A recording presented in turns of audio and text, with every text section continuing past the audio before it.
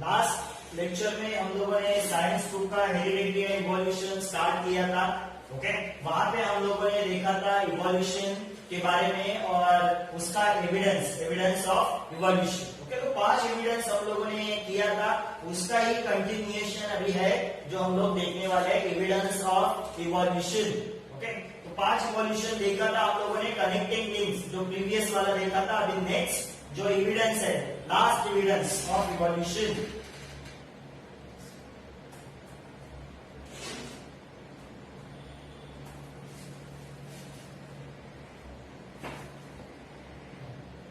Last evidence of evolution is an embryological evidence. Okay, embryo यानी क्या? Embryo यानी early stage का जो लिविंग ऑर्गेनिज्म रहता है। अभी ये एम्ब्रियो किधर होता है? बाहर होता है क्या बॉडी के? नहीं, बॉडी के अंदर। ओके, फीमेल एनिमल के बॉडी के अंदर। ओके, हम लोग बोल सकते हैं यूटेरस के अंदर ये एम्ब्रियो होता है, तो उसको बोलते हैं एम्ब्रियोलॉजिकल एविडेंस। अब ये एम्ब्रियो से कैसे पता चलता है कि सर्टन ऑर्गेनिज्म के एंसेस्टर्स कॉमन होते हैं, वो कैसे पता चलता है? ओके, तो यहाँ पे हम लोग देखेंगे। ओके, तो यहाँ पे देखो, comparative studies of embryological development stage of various vertebrates. Okay, various vertebrates के एम्ब्रियोज दिए हुए। ओके, हम लोग का नेक्स्ट जो पिक्चर है जो हम लोग उसके बारे में स्टडी करेंगे, तो वहां पे जितने भी वर्टिब्रेट्स के पिक्चर्स दिए, उनके एम्ब्रियोज दिए, shows that all the embryo shows extreme similarities। जितने भी एम्ब्रियोज के पिक्चर्स दिए, ओके, वो सब बहुत सारे सिमिलरिटीज दिखाते हैं। कब सिमिलरिटीज दिखाते हैं? इन द इनिशियल स्टेज, जब वो बनना स्टार्ट होता है, वो एम्ब्रियो जब बनना स्टार्ट होता है या फिर वो बनता है, ओके, बर्थ लेने से पहले, तो उसका जो एम्ब्रियो है किसी भी ऑर्गेनिज्म का, जो एग्जांपल्स दिए हैं उनका इनिशियल स्टेज पे बहुत सारा अगर आप देखोगे तो सिमिलरिटीज दिखता है। दो सिमिलरिटी डिक्रीजेस ग्रेजुअली। अभी ये सिमिलरिटीज बाद में डिक्रीज होता है जैसे जैसे वो एम्ब्रियो बढ़ता जाता है, यानी बर्थ लेने के लिए रेडी होता है। मगर बर्थ लेने से पहले, बिफोर बर्थ, ओके, कुछ मंथ पहले वो एम्ब्रियो, अलग अलग एनिमल्स के एम्ब्रियो ऑलमोस्ट सिमिलर दिखते हैं। Similarity in this initial stage. अभी ये एम्ब्रियो का इनिशियल स्टेज में जो सिमिलरिटीज होता है वो क्या इंडिकेट करता है? What it indicates? It indicates that they all have a common origin. उन सब का, जितने भी एम्ब्रियोज दिए, उन सब का ओरिजिन यानी एंसेस्टर में भी बहुत सालों पहले एक ही रहा होगा, बाद में उसमें सर्टन चेंजेस आया होगा और अलग अलग एनिमल्स बने रहेंगे। तो यहाँ पे हम लोग नेक्स्ट स्लाइड में उसका पिक्चर देखेंगे, एम्ब्रियो के पिक्चर्स।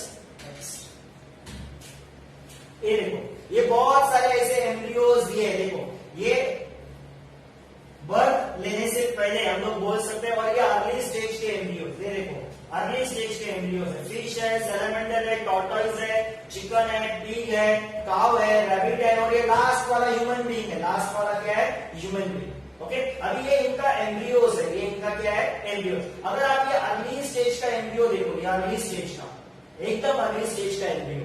ओके, ये जो एम्ब्रियो है वो ऑलमोस्ट लास्ट स्टेज का है, जहां पे बर्थ लेने के लिए वो रेडी हुआ है। तो ये अर्ली स्टेज का अगर आप एम्ब्रियो देखोगे तो ऑलमोस्ट सब एम्ब्रियोज में सिमिलरिटीज दिखाते हैं। ओके, ये अलग अलग है, फिश है, कुछ एनिमल्स है, देखो यहाँ पे चिकन्स है, पिग है, काव है, और लास्ट में ह्यूमन बीइंग है। ओके, तो अलग अलग है, अलग अलग स्पीशीज है।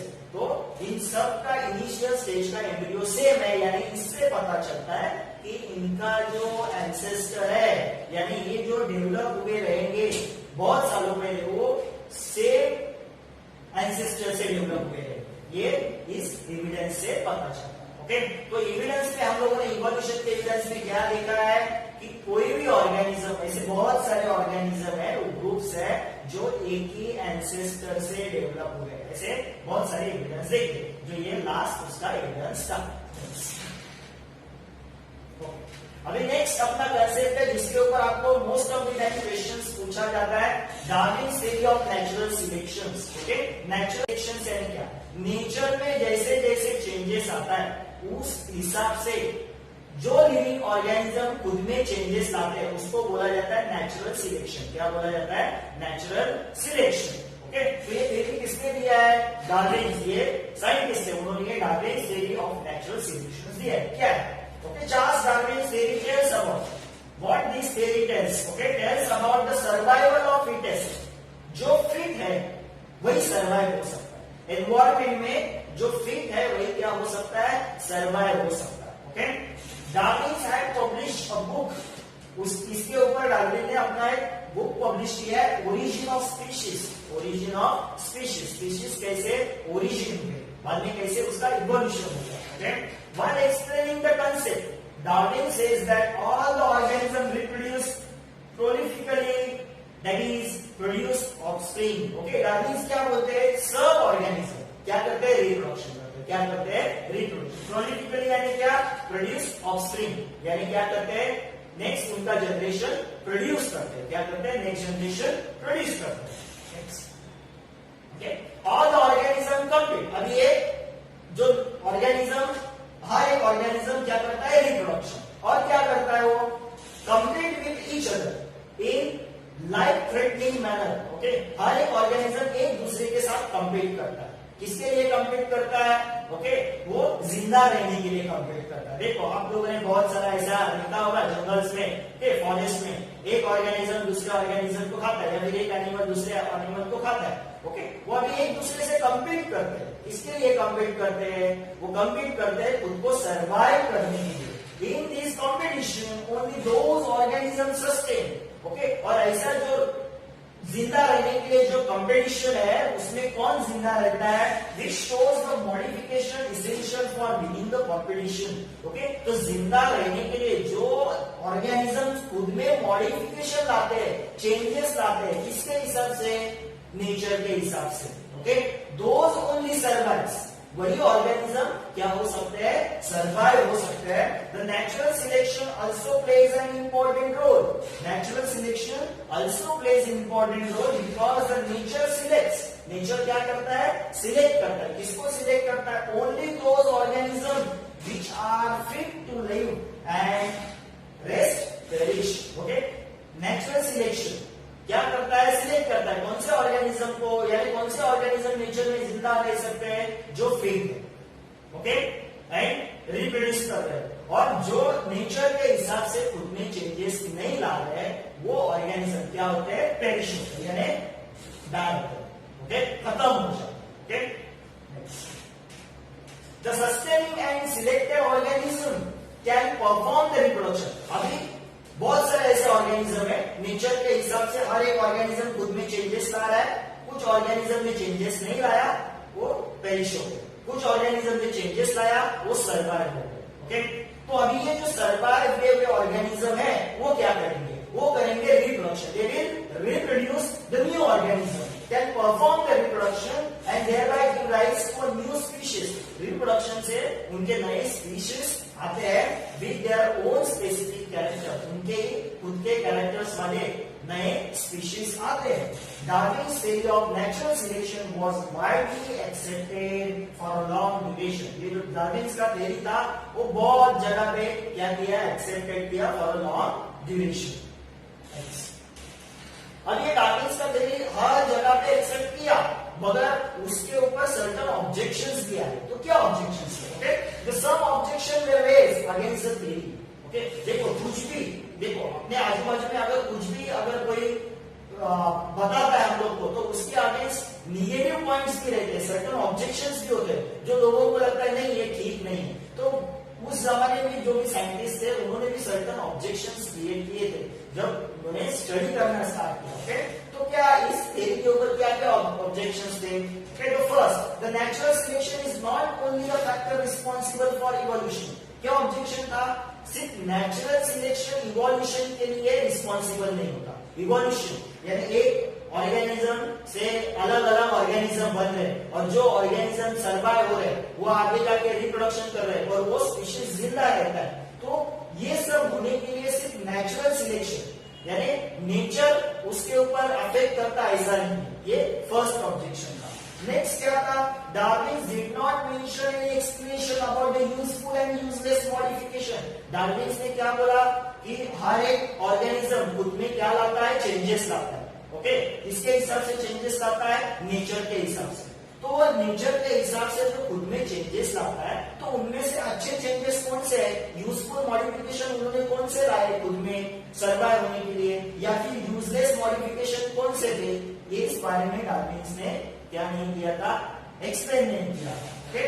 There is no explanation about the slow change and abrupt change. Darwin बोलते हैं कि चेंजेस आता है, ओके, मगर ये चेंजेस स्लो आता है, होता है, या फिर फास्ट होता है। ओके, एब्रप्ट यानी फास्ट होता है, ओके, या फिर स्लो चेंज। ओके, तो ये चेंजेस जो आते हैं नेचर के हिसाब से ऑर्गेनिज्म के अंदर, ये स्लो है या फास्ट है, इसके बारे में डार्विन ने कुछ एक्सप्लेन नहीं किया था। तो ये 3 ऑब्जेक्शंस थे। ओके, तो वो आपको आता है। नेक्स्ट जो कंसेप्ट है, ये आपको कभी कभी शॉर्ट नोट्स के लिए आता है, लेमार्किज्म। ओके, ये साइंटिस्ट है, उनका नाम है लेमार्क। ओके, उसके हिसाब से उनका जो थ्योरी था उसको बोला गया है लेमार्किज्म। ओके, क्या थ्योरी है उनका, देखो, Lamarck proposed the morphological changes occurring in the living organism. Morphological यानी outer changes, morphological यानी outer changes, बॉडी में जो बाहर से चेंजेस आते हैं उसको बोलते हैं morphological changes are responsible for evolution. Okay, ये morphological changes evolution के लिए responsible है, ऐसे कौन बोलते हैं, Lamarck. And the reason behind those morphological changes, और ये एनिमल के अंदर या फिर ऑर्गेनिज्म के अंदर ये मॉर्फोलॉजिकल चेंजेस क्यों आते हैं, is activity of laziness, sorry activities और the laziness. Okay, certain activity की वजह से आ सकते हैं या फिर सर्टन लेजीनेस की वजह से आ सकते हैं। ये जो चेंजेस आते हैं लिविंग ऑर्गेनिज्म के अंदर, ओके, तो वो किसके वजह से आता है, certain, because of there certain activities, जो कुछ ना कुछ एक्टिविटीज कर रहे हैं उनके वजह से आ सकते हैं चेंजेस, या फिर उनके सर्टन लेजीनेस के वजह से आ सकते हैं। कैसा वो अगर हम लोग आगे जाके सीखेंगे। Because this concept as principle of use और डिसयूज ऑफ ऑर्गन। ओके, अभी सर्टन एक्टिविटीज यानी ऑर्गन को यूज कर रहे हैं, लेजीनेस यानी ऑर्गन को यूज नहीं करते, इसके लिए उन्होंने क्या बोला, इसको, इस प्रिंसिपल को, यूज और डिसयूज ऑफ ऑर्गन। तो यहां पर हम लोग देखेंगे कि कैसे उन्होंने एक्सप्लेन किया है। The living organism can transfer the characters, living organism क्या करते हैं, अपना कैरेक्टर्स क्या करते हैं, ट्रांसफर्स करते हैं, विच इज हैज एक्वायर्ड, जो उन्होंने एक्वायर किया है, गेन किया है। ओके, अभी हम लोग के अंदर एक सर्टन कैरेक्टरिस्टिक्स है जो हम लोगों ने गेन किया है, वो हम लोग कैरेक्टरिस्टिक क्या करते हैं, आगे के जनरेशन में ट्रांसफर करते हैं। ऐसा कौन बोलता है, लेमार्किज्म बोलते हैं, to the next generation. And this is called ancestry of acquired characteristic. Ancestry of acquired characteristic का मीनिंग क्या है, एंसेस्ट्री यानी पूर्वज, जो हम लोग के प्रीवियस जनरेशन के। ओके, एक्वायर्ड कैरेक्टरिस्टिक यानी क्या, उन्होंने जो गेन किया है characteristic because of certain activeness या फिर लेजीनेस, उनके अंदर जो आया हुआ कैरेक्टरिस्टिक ये नेक्स्ट जनरेशन में लाता है, इसके लिए उसको बोला है एंसेस्ट्री ऑफ एक्वायर्ड कैरेक्टरिस्टिक, जो हमारे पूर्वजों के वजह से सर्टन कैरेक्टरिस्टिक आया है।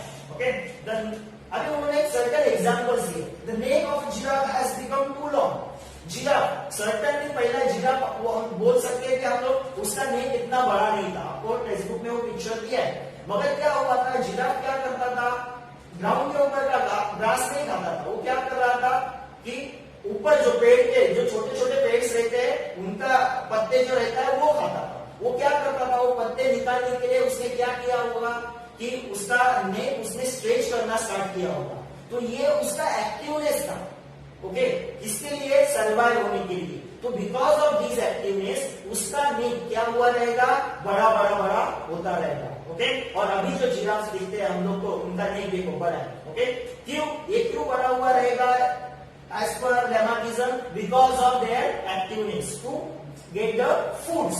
Okay, next the shoulders of iron smith. Iron smith यानी कौन, जो देखो लोहे के ऊपर हैमरिंग करता है, उसको गर्म करके हैमरिंग करा तो बहुत सारे लोहे की चीजें बनाता है, उसको बोलते हैं iron Smith. Has become a very strong. Okay, shoulders, okay, shoulders इसके आयरन स्मिथ के, ये स्ट्रॉन्ग वे रहेंगे। क्यों? Because of his activity. क्या करता है एक्टिविटी? वो हैमरिंग का एक्टिविटी करता है, इसकी वजह से उसके शोल्डर्स क्या रहेंगे?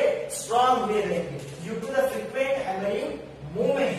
Next, okay, wings of the birds like ostrich and emu have become weak due to no use. Ostrich, okay, and emu, इनके जो विंग्स है, देखो ऑस्ट्रिच उड़ता नहीं, एमू बर्ड उड़ता नहीं, देखो थोड़ा बड़ा बर्ड रहता है, ओके, नॉर्मली ये चल के जाते हैं, दौड़ के जाते हैं, तो उनके जो विंग्स है जिसका वो ज्यादा यूज नहीं कर रहे, तो उनके वो विंग्स क्या होंगे?